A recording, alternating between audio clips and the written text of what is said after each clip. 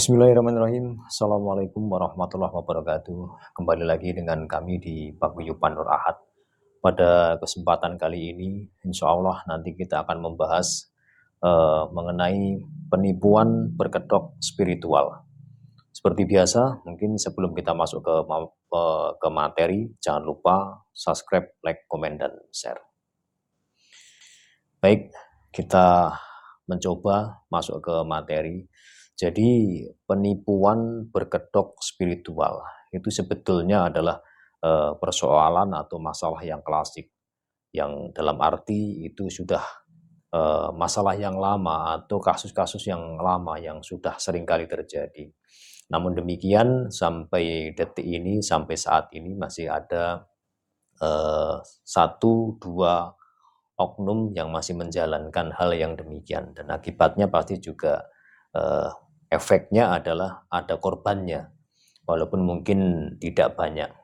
Namun demikian, korban di sini bukan berarti beliau-beliau ini orang yang tidak memahami keilmuan, tidak juga demikian. Namun karena mungkin kondisi yang akhirnya membenturkan keinginan atau mendorong diri untuk melakukan hal-hal yang demikian, yang mungkin sifatnya mencoba, kan begitu.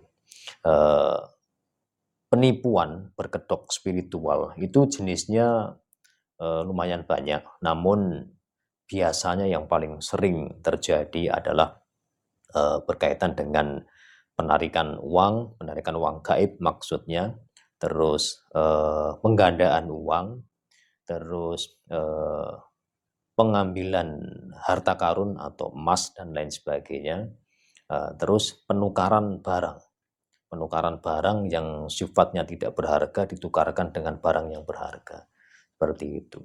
Terus poin penipuannya di mana? Jadi ambillah contoh penggandaan uang.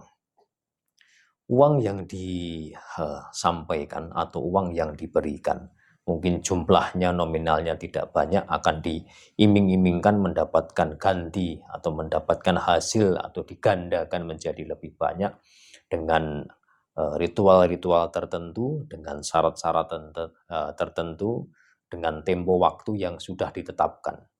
Namun demikian, kalaupun seandainya memang betul uang tersebut bisa bertambah, itu hanyalah pancingan, itu hanyalah strategi orang atau oknum spiritual yang tidak bertanggung jawab, yang tujuannya akan mengeruk atau mengambil harta targetnya lebih banyak. Suatu contoh begini, penggandaan uang tadi, dia menggandakan uang senominal 50 juta, suatu contoh.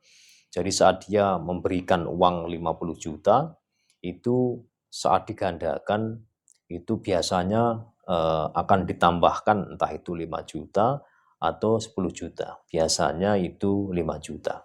Nanti setelah nambah 5 juta, itu akan disampaikan bahwa ini pancingannya atau uang pancingannya kurang besar, maka hasilnya cuman sedikit. Nah, kalau seandainya yang digandakan itu bisa ratusan juta, 500 atau bahkan lebih, pasti dapatnya lebih banyak. Seperti itu. Akhirnya orang yang sudah mendapatkan hasil akan tergiur, merasa bahwa ini benar, kan gitu. Walaupun nominalnya cuma sedikit, dia asumsikan bahwa wah berarti memang ini pancingannya kurang banyak. Akhirnya dia dengan segala cara mengupayakan supaya mendapatkan hasil yang banyak dengan cara mungkin menjual aset atau mengeluarkan segenap tabungannya dan lain sebagainya, tujuannya biar mendapatkan lebih banyak. Namun hasilnya ya akhirnya akan kandas, akan tertipu. Setelah sudah mendapatkan pancingan 5 juta tadi, dia merasa yakin, dia percaya dengan oknum tertentu tadi, pelaku spiritual tentunya, dia memberikan uang atau semua harta kekayaan yang dia miliki. Nah, akhirnya dibawa kabur atau dibawa pergi. Seperti itu. Itu satu contoh. Contoh berikutnya berkaitan dengan penarikan uang. Nah, ini yang yang saya nilai kadang-kadang masih mudahnya orang tertipu, begitu. Jadi penarikan uang. Dia sampaikan, praktisi spiritual menyampaikan bahwa dapat menarik uang. Dia sampaikan bahwa ini adalah harta karun zaman dulu atau kekayaan peninggalan nenek moyang yang bersangkutan. Dengan syarat dia harus membeli perlengkapan yang dibutuhkan, ya mungkin bunga atau perlengkapan yang lainnya, atau mungkin bisa binatang, ayam atau lain sebagainya. Namun poinnya yang pasti itu pasti disuruh membeli minyak. Minyak di sini itu harganya sangat fantastis. Kisarannya tidak lagi ratusan ribu, bahkan tidak lagi jutaan. Ini bisa nyampe ratusan juta. Pernah juga ada yang menyampaikan membeli minyak sekian cc, kurang lebih 10 cc kalau saya nggak salah ingat, itu nominalnya sampai 500 juta. Bayangkan nominal 500 juta. Katanya untuk menarik uang gaib. Seperti itu. Nah, ini sangat-sangat di luar nalar.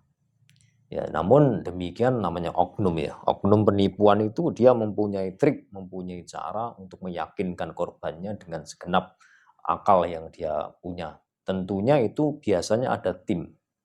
Jadi tidak hanya satu orang yang istilahnya pelaku spiritualnya saja, tidak. Biasanya ada tim ya berkaitan dengan orang lain tadi sebagai penjual minyak.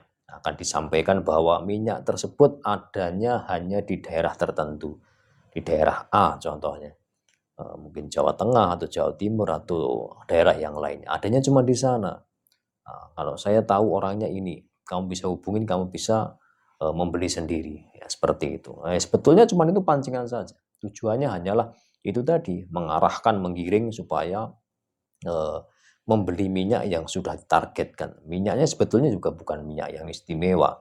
Minyak-minyak mungkin yang di pasaran harganya cuma paling mahal ya mungkin ratusan ribu. Namun bisa terjual dengan harga fantastis ratusan juta. Kan itu tadi karena penguasaan medan bicara tadi. Akhirnya diarahkan ke hal-hal yang negatif, dijanjikan A, dijanjikan B. Namun yang perlu digarisbawahi, logikanya saja, seandainya praktisi spiritual tadi menyampaikan penarikan uang gaib, itu uang gaib, apa mungkin uang gaib bisa diwujudkan? Itu sangat tidak mungkin. Karena namanya uang gaib, gaib itu perlu digarisbawahi, namanya juga gaib, itu tidak mungkin bisa diwujudkan. Yang ada adalah benda atau barang milik manusia yang sudah pindah dimensi. Akhirnya bisa diwujudkan kembali. Nah, catatannya adalah kalau memang itu barang atau benda atau yang dimaksud tadi adalah uang milik orang, tentunya tidak orang zaman sekarang. Itu orang zaman dulu. Zaman dulu mungkin di masa kerajaan dan lain sebagainya. Nah, sedangkan mata uang zaman kerajaan dengan zaman sekarang itu berbeda. Zaman kerajaan mata uangnya gobok, terus benggol dan lain sebagainya yang itu besi yang bolong tengahnya seperti itu. Dan itu tidak bernilai, tidak ada nilainya di zaman sekarang. Jadi jangan diasumsikan terus duitnya itu duit yang zaman sekarang duit ratusan ribu, bisa kita belanjakan, bisa kita pakai untuk membeli ini dan lain sebagainya. Tidak. Kalaupun ada, tidak akan mungkin. Saya jamin tidak akan mungkin. Tidak ada. Karena di alam gaib tidak ada banknya. Tidak mungkin alat tukar di alam gaib bisa dipakai di dunia nyata. Alat tukar alam gaib kita asumsikan sama di dunia kita, sama-sama yang uang ratusan ribu dan lain sebagainya. Tidak. Kalau kita masih ngejar logika, lah itu kan alam gaib, itu bisa meniru apa saja. Iya, bisa ditiru. Namun tetap itu hanya fata morgana, bukan suatu yang nyata. Contohnya begini, seandainya ada praktisi spiritual, ditunjukkan ada uang sampai kontainer-kontainer, saking banyaknya uang tersebut, seperti uang ratusan ribu, seperti itu. Terlihat, namun belum dapat diwujudkan. Itu sebetulnya hanya fata morgana, memang tidak dapat diwujudkan. Itu hanya tipu daya makhluk halus supaya melemahkan mental, melemahkan moral, yang akhirnya akan merusak jiwa dari dalam. Orang yang sudah tergiur dengan begitu, akhirnya akan malas bekerja. Yang dia kejar hanyalah ritual supaya bisa mendapatkan apa yang diinginkan. Itu sangat sangat luar biasa berbahayanya, sangat tidak baik. Yang ada hanyalah kehancuran yang didapatkan, tidak akan menemukan ketentraman dalam berpikir maupun di dalam batinnya. Itu akan sangat risikonya besar, sangat berbahaya. Itu berkaitan dengan penarikan uang tadi. Nah, kalaupun contoh tukar barang, jadi dulu juga pernah ada yang menyampaikan kita harus mempunyai batangan kuningan dengan ukuran tertentu, dengan bentuk tertentu untuk bisa kita tukarkan, kita ritualkan supaya menjadi emas asli. Itu juga sama. Itu hanyalah penipuan. Karena faktanya, buktinya tidak akan pernah terrealisasi, tidak pernah terwujud. Itu yang ada hanyalah membuang tenaga, membuang waktu, membuang biaya yang sia-sia. Akhirnya kalau orang yang bekerja ya kerjaannya berantakan, rumah tangganya berantakan, tidak karuan. Jadi saya himbau kepada teman-teman sekalian, kepada saudara-saudara sekalian yang masih mungkin menyenangi hal-hal yang demikian. Saya pribadi, saya tidak bicara yang lain, saya pribadi sebagai seorang pelaku spiritual, saya dalami spiritual dari sejak zaman dulu sampai sekarang. Itu tidak pernah ada yang namanya menarik uang gaib. Uang yang bisa, dalam kutip, uang yang bisa dijadikan alat transaksi di zaman sekarang dengan nominal dan wujud yang ada zaman sekarang. Tidak ada.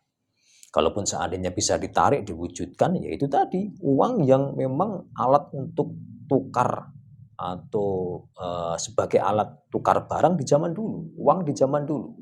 Ya jenisnya tadi, kayak uang gopok atau uang benggol tadi, yang tentunya di zaman sekarang itu hanya besi rongsok, yang apabila kita mau tukar atau mau kita pakai, ya kita jual kiloan. Seperti itu. Kalaupun seandainya ada kolektor, ya paling dinilai tidak seberapa. Karena itu sudah banyak yang mempunyai yang demikian itu. Nah, yang terakhir adalah berkaitan dengan persugihan. Nah, ini masih banyak yang salah kaprah berkaitan dengan persugihan. Persugihan atau pesugihan. Itu kenapa saya bilang salah kaprah? Orang itu berpikir bahwa kalau seandainya dia bersekutu dengan bangsa halus, dengan bangsa jin, terus dia mendapatkan uang, kekayaan yang wujudnya mungkin emas, emas batangan atau emas yang wujudnya barang, akhirnya akan terselesaikan urusan dunianya, terselamatkan dalam segala hal keperluannya. Tidak demikian. Boleh dicek, boleh di cross check, boleh dipastikan bahwa orang yang bersekutu dengan bangsa halus, dalam kutip, tidak hanya Islam, tapi semuanya, manusia pada khususnya, pada umumnya, pasti akan terbelenggu selamanya dengan persekutuan tersebut. Kenapa? Karena hakikatnya apabila seseorang sudah memulai bersekutu dengan bangsa halus yang berkaitan dengan pesugihan, itu sebetulnya bukan dia itu diberikan kekayaan waktu itu untuk menyelesaikan masalahnya, tidak. Yang ada adalah itu rezeki anak cucunya, anak turunnya.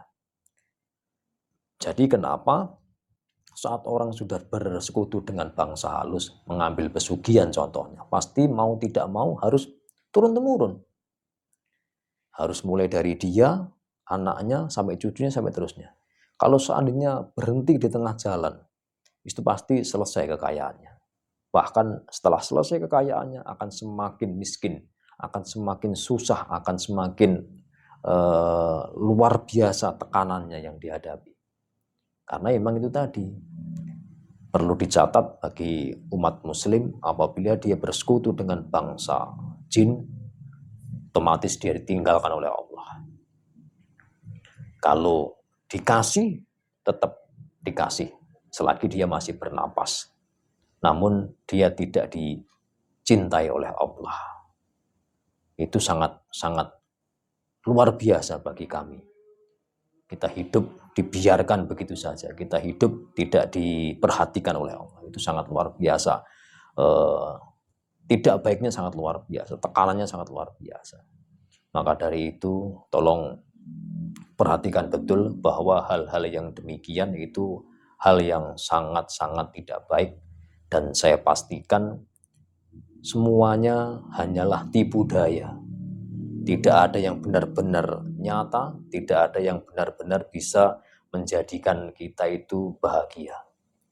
Jadi kalau memang kita ingin selamat dunia, selamat akhirat, setiap langkah, setiap waktu, setiap tindakan tolong dipikirkan dengan baik, dihayati dengan sebijak mungkin, sebaik mungkin. Seperti itu.